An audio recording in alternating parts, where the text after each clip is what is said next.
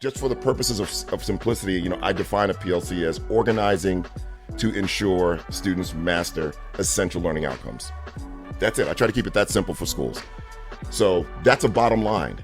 So we know it's working when we stop and monitor every student's mastery of agreed upon essential learning outcomes. But if we never get there, or we never talk about that bottom line, then everything else is a compliance play.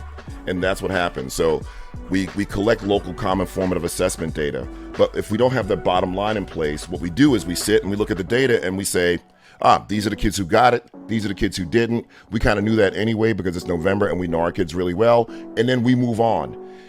The common assessment is designed to not only tell you who got it and who didn't, but also to give you an opportunity to look at each other's data, to improve and leverage your own instructional practices. If I look up and Margaret and I have given the same assessment and her kids are crushing it on section 2, and then in addition, the kids identified with special needs are flourishing, then that's a professional development opportunity right there across the table. Girl, what are you doing? What did you find? Where did you find it?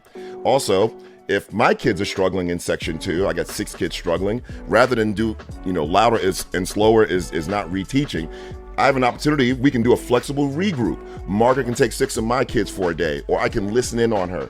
But if we don't have the bottom line, which is monitoring every student's progress toward mastery of essential learning outcomes, then this is just a bunch of cycling through activities.